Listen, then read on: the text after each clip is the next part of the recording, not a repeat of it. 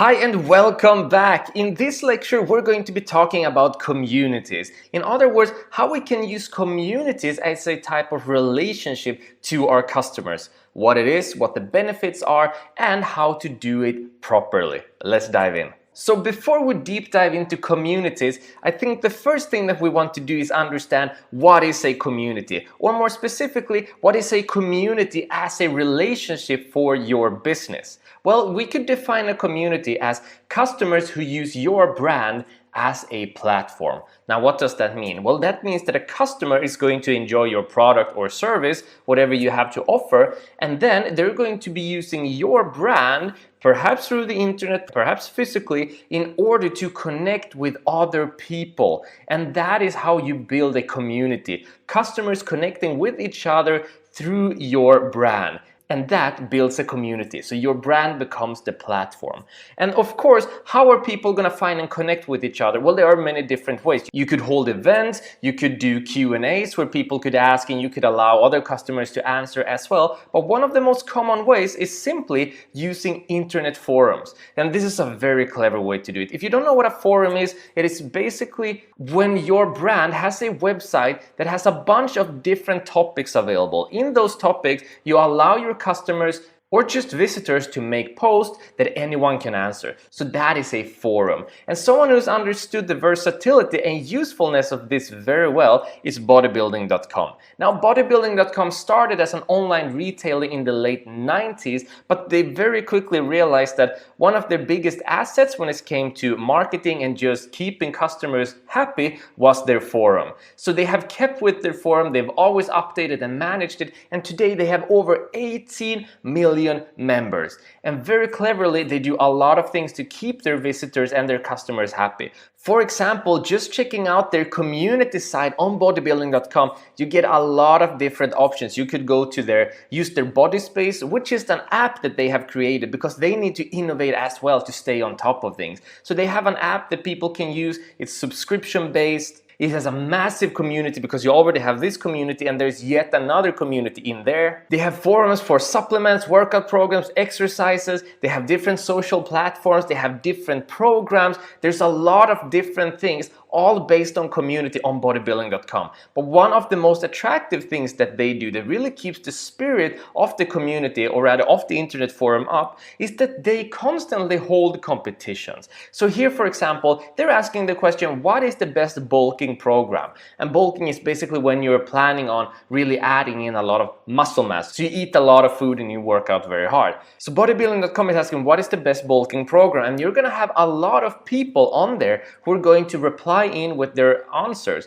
But the more elaborate the answer is, the bigger the chances are that they're gonna win. So that means that people are actually creating posts now, actual content for bodybuilding.com. And the winners are usually rewarded with something like they get a free subscription, they get some perks on the forum, like they'll get trophies and everything, all of these sorts of gamifications, they'll get free supplements, etc. So they have an incentive to actually compete and win. Very clever, and this is also a perfect way to market and also a perfect way to keep customers happy, to keep customers solving their own problems and building a big, strong community. Now understand, there are other bodybuilding supplement stores out there, but it's very hard to compete with bodybuilding.com because bodybuilding.com is where everyone goes to socialize. And if you're there to socialize, chances are you're also gonna be there to buy their stuff, right? Because you like the place, your friends like the place, and now everyone is talking about it. And this is why adding in a community is so very interesting.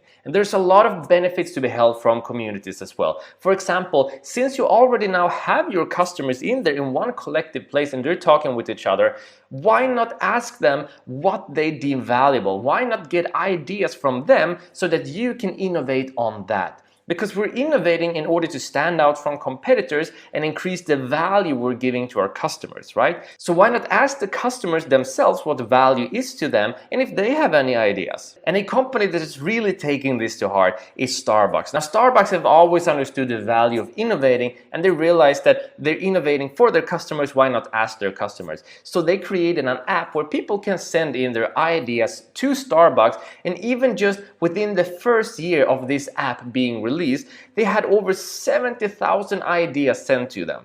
That way, it's not that hard to innovate anymore, right? And when you start seeing a pattern that a lot of people want the same thing, well, then you can innovate something that you know that people really want. So this is a genius move.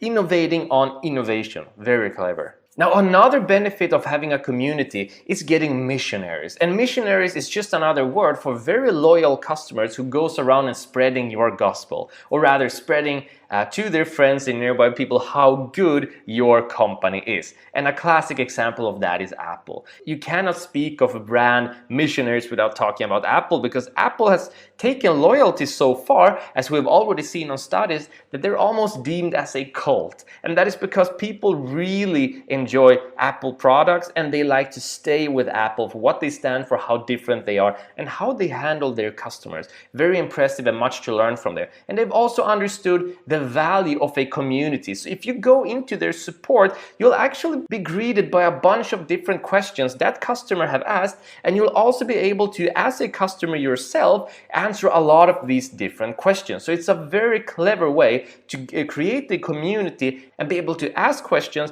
but also in that community have customers answer the questions as well. So that is using communities for customer support, which is our next topic, because there's a lot of different companies who've truly understood the value of this. Like Steam, for example. If you don't know Steam, Steam is a company that owns the Steam platform where you can buy different form of games. You have a community in there, you can add in and chat with your friends, play your games through there, everything completely securely. So they have created a massive community where basically everything happens. And this is a very clever way, because that means that when you log into Steam, you're automatically logging into the community and your entire friends list, who you can only chat with if you're actually logged into Steam. You can also only play your games if you're logged into Steam. So everything is within their platform, so you're kind of forced into this community, which of course people enjoy anyway, but it's a very clever move, it's very innovative. So there's a lot of benefits to building a community for your company, especially if you see on your business model canvas that your competitors have nothing like this.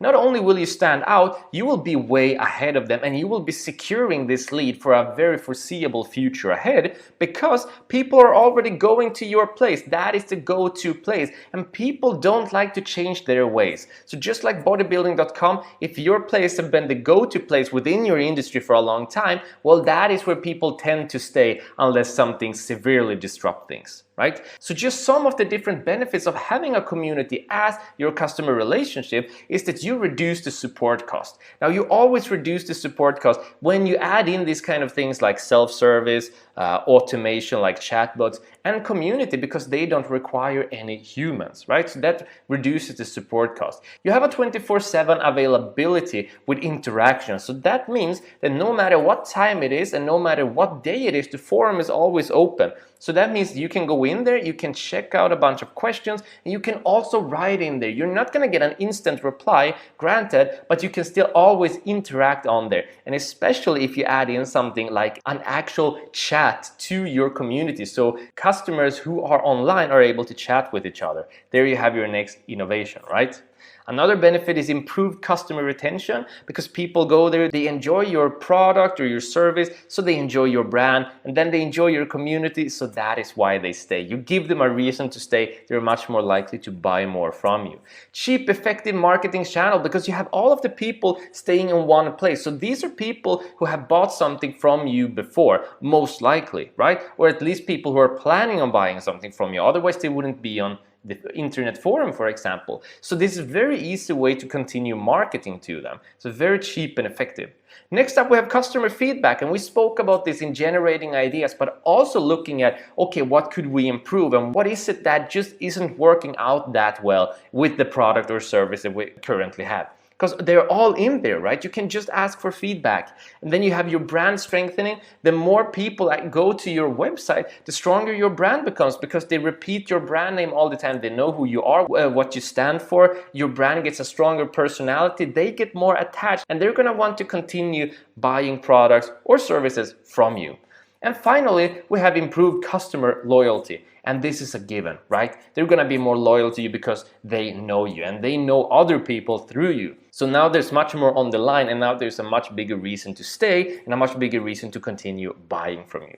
So needless to say, there are a lot of different great things you can do. And innovation wise, if you see that your competitors aren't building any sort of community, just by doing that, you're gonna be ahead. But if you want to innovate in your communities, look at these things such as bodybuilding.com. What are they doing? They're holding contests, and they're also being given rewards for holding those contests. Could you make sure that there's a chat in there and you reward these people, these members and customers in your forums who are helping out other members? Well, that means that by using simple rewards, that could be gamification rewards, for example, your customers are going to be much more likely to help out other customers, and you're not actually paying for it. You're just giving them rewards, if you will, digital currencies, such as you could give them a badge, you could give them a trophy, but you could also actually give them something from your brand that could be a part of your service, or it could be a part of your product, because that would be a lot of value to them and that would make them even more loyal.